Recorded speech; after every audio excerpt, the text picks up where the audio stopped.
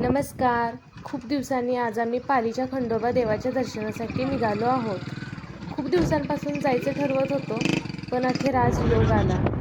प्रवास करताना खूप छान वाटतंय. रस्त्यातील निसर्ग, थंड हवा आणि देवदर्शनाची उत्सुकता, सगळंच खूप छान वाटतंय.